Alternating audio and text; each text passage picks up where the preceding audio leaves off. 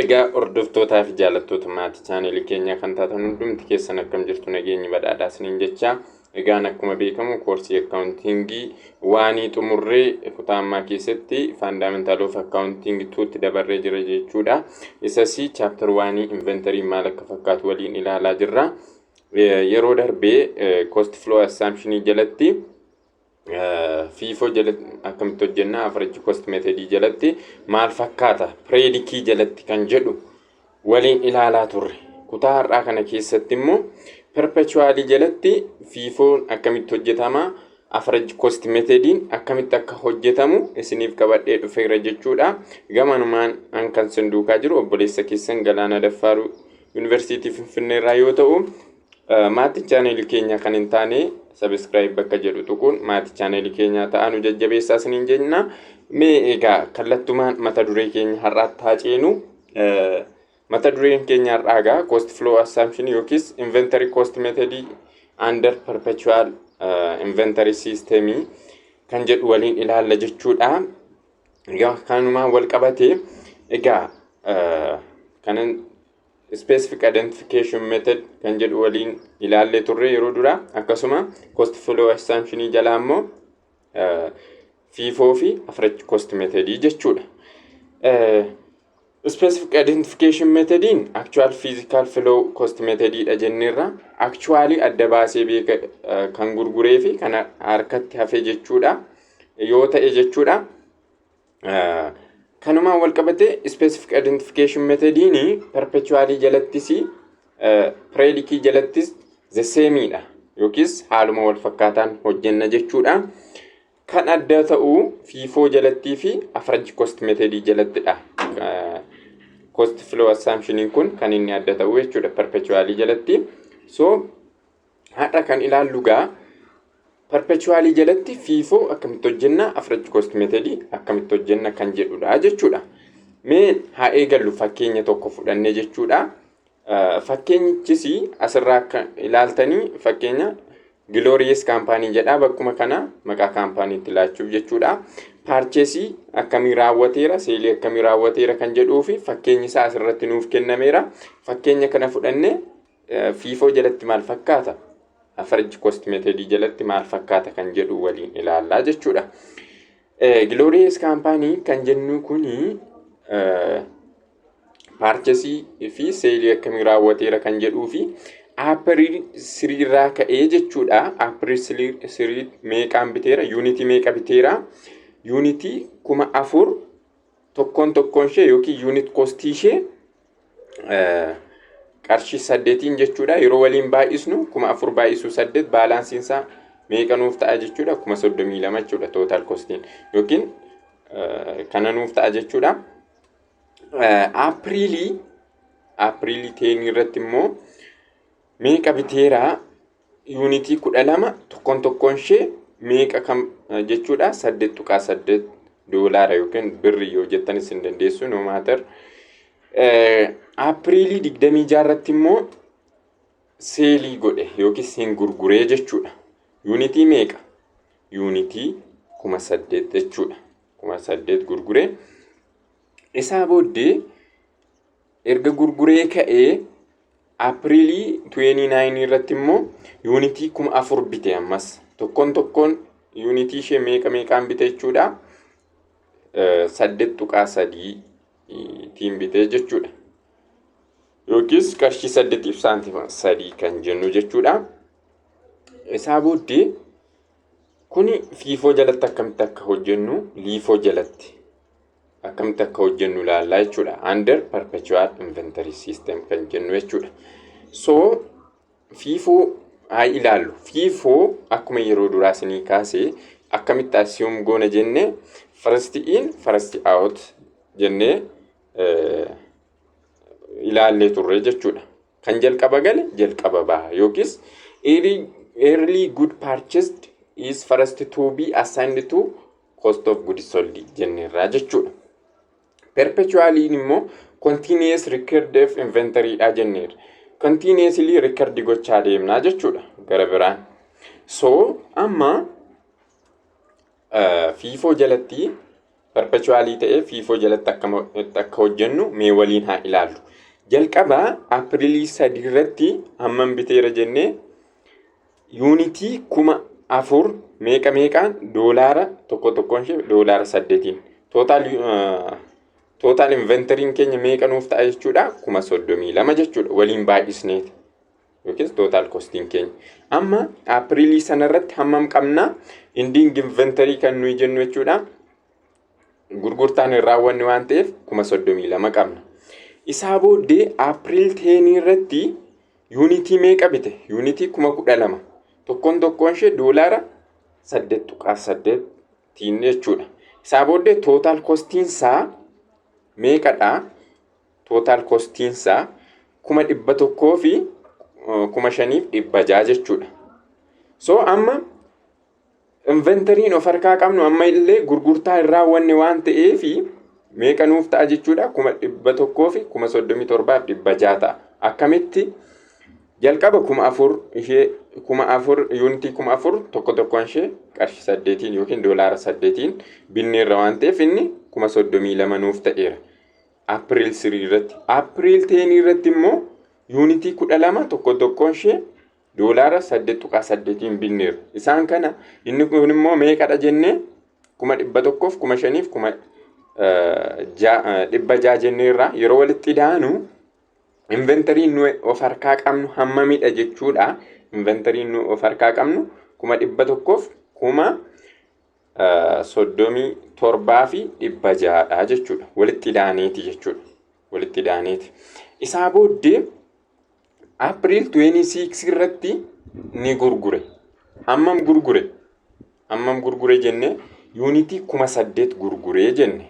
Yuunitii 8,000 gurguree jenne.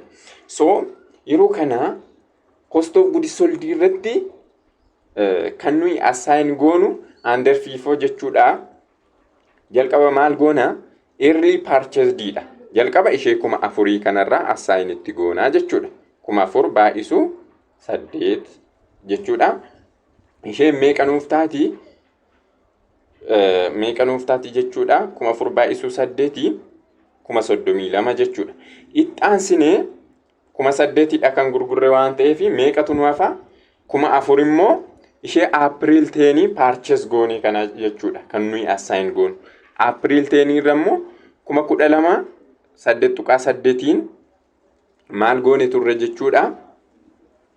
8.8 binneerra tokkoon ishee yuunitii 12 jechuudha. Isarraa 4,000 fudhan yuunitii 4,000 achirraa akka gurgurametti assume goona. Isa jalqabaarraa 4,000 fudhanneerra ixxaansine 4,000 fudhannaa jechuudha ammas. So 4,000 baay'isuu meeqa jechuudha? 4,000 baay'isuu 8.8 meeqa? 35,200 waan akkasii ta'a. Isaa booddee 32,000 fi 35,200 kana yeroo walitti edaanu meeqa nuuf dhufaa? 67,200 nuuf ta'a jechuudha. 67,200 nuuf ta'a jechuudha. Amma gaa inventory dura meeqa qabna turre? 1,100 fi 37,600 qabna ture asitti. Egaa amma gurgurreerra waan ta'eef yuunitii 8,000 gurgurreerra waan ta'eef total costiin isaa immoo 67,200 arganneerra jechuudha asitti. Ammaatti cost of goods sold keenya maal qabna jechuudha? 67,200 qabna. Inventory keenya immoo dura meeqa qabna? 1,100 fi 37,600 qabna. Isa yoo cost of goods sold irraa hir'isnu inventory'n Apriilii 26 irratti of harkaa qabnu meeqa nuuf ta'a jechuudha? 8 asirraa 12,000 irraa 4,000 gurgurameera waan ta'eef 8,000 nu hafa. 8,000 baay'isu 8.8 jechuun meeqadha? 70,400 jechuudha. So yoo karaa biraa immoo jechuudha 1,100 fi 37,600 hir'isuu 67,200 jechuudha. Apriilii 26 irratti 70,400 nu harkatti hafe jechuudha ending inventory'n keenya.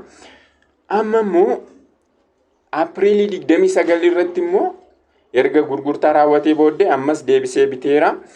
Yuunitii 4,000 tokkoon ishee meeqaan bite jennee meeqaan bite 8.3 doolaaraan bitee jenna. Inni immoo tootaal yuunitiinsa tootaal kostiinsa meeqadha? 33,200 jechuudha yoo waliin baay'istan kana nuuf dhufa.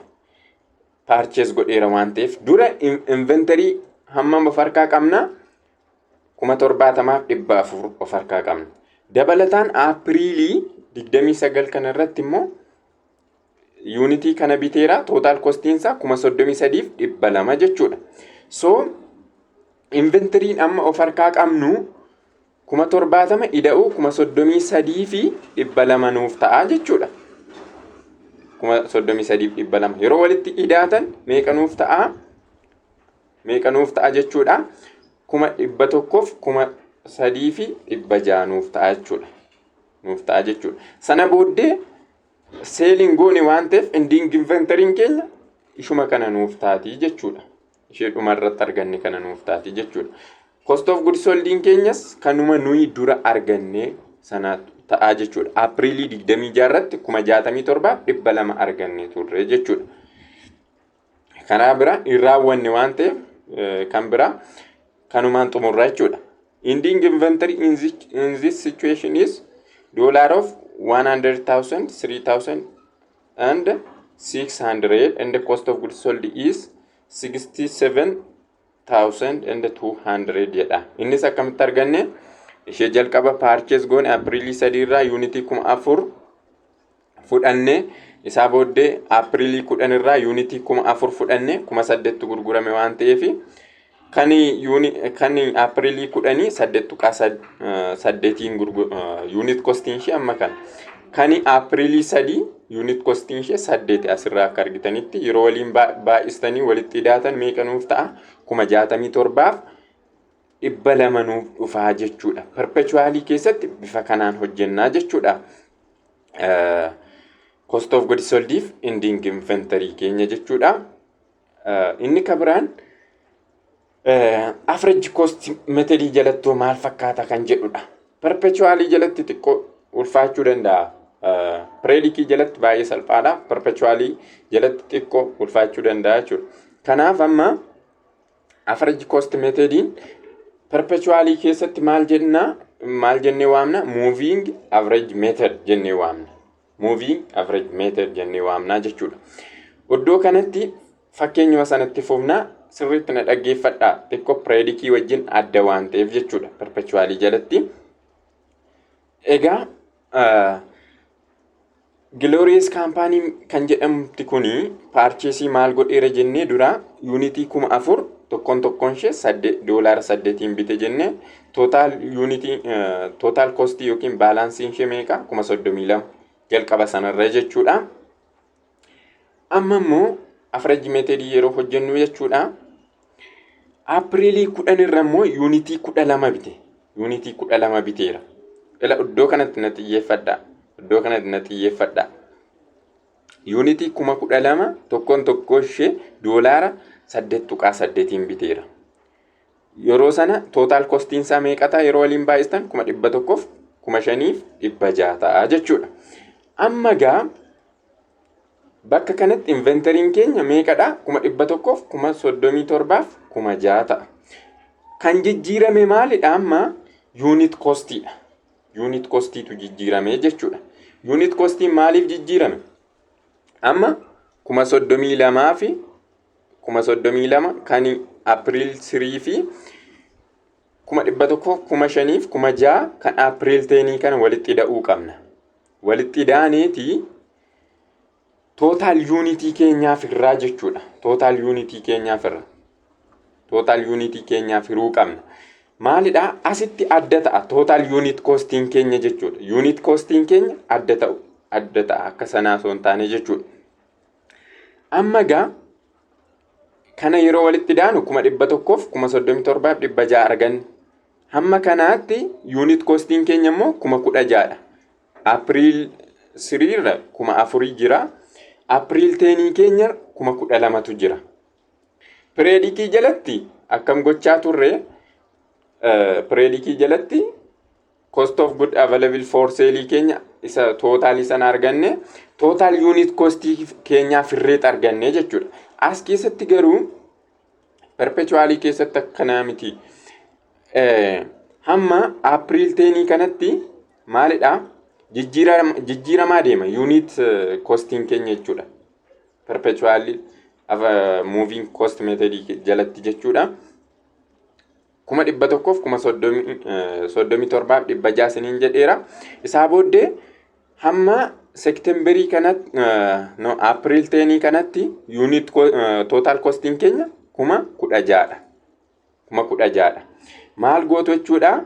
Asirraati gadi kootaan 100,000 kuma 37,600 kana meeqaa firtu? 16,000 firtu. Yeroo sana unit costing keenya meeqadha? 8,600 ta'a jechuudha. Ni jijjiirama. Lachuu isaaniif iyyuu tokko ta'a jechuudha. Tokko ta'a jechuudha. Amma gaa Apriilii 26 irratti immoo maal ta'ee Apriilii 26 irratti hin gurgurame. Unitii meeqa jenne? Unitii 8,000 gurgurame. Unit costing keenya immoo meeqadha?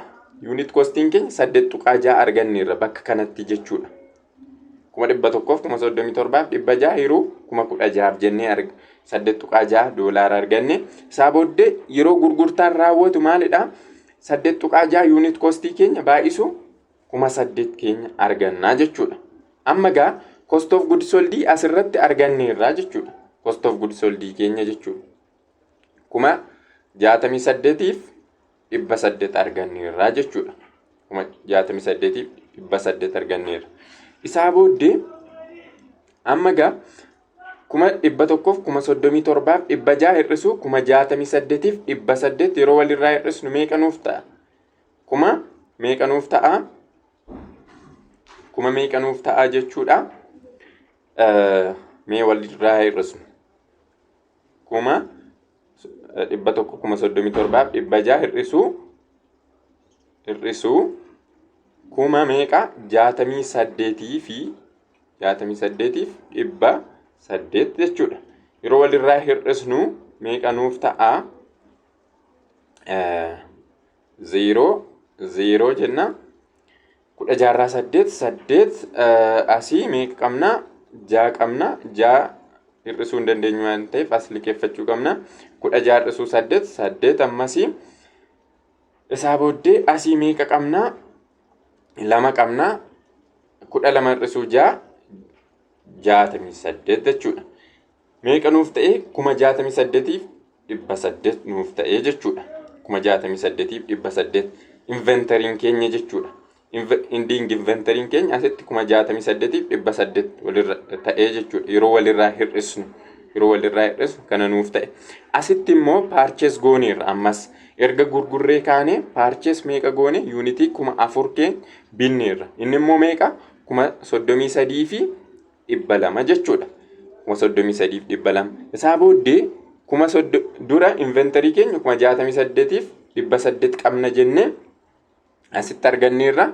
68,800 ida'uu 33,200 yeroo walitti ida'anu meeqa arganna? Ending inventory keenya meeqa arganna? 100,000 arganna jechuudha. Isaa booddee unitiin nu harkatti hafte immoo hammamidha? Asitti 4,000 takkaa binne 12,000 takkaa binne. Isaa booddee isarraati meeqa gurgurre? Unitii 8,000 gurgurre. Meeqatu nu harkatti hafe? Amma Apriilii 26tti unitii 8,000 nu harkatti hafe. Innis total kostiinsa 68,800 jenne ending inventoriin jechuudha. Isaa booddee 4,000 binnee jechuudha. Walii gala meeqa? Unitii meeqatu nu harkatti hafe jechuudha? Unitii meeqatu nu harkatti hafe jechuudha? Unitii 12,000 jechuudha. Unitii 12,000. So amma total costii yookaan total ending inventory meeqa arganneerra? 100,000 2,000 arganneerra jechuudha. Isaa booddee unitiin nu harkatti hafte 12,000 asitti ishee arganne jechuudha. Yeroo walitti yeroo 100,000 2,000 fi 2,000 kana hiruu 12,000 jennu unit costiin ishee meeqa taati? 8,500 nuuf taati jechuudha. perpetually jalatti unit costiin jijjiiramaa deemaa jechuudha. Ammas otoo seelii raawwate unit costiinsa jijjiiramaa deemaa jechuudha. Otoo ammallee ganaa seel godhee osoo purchase gochaa deeme akkuma kana jijjiiramaa deemaa jechuudha. Perpetually kana keessatti bifa kanaan hojjetama. Perpetually sirriitti hubachuuf kitaaba Fees and Warranty kan jedhu akka dubbistaniif recommendation godha. Kanumaan xumureera natti fakkaata. Galatoomaa. Horaa bulaa.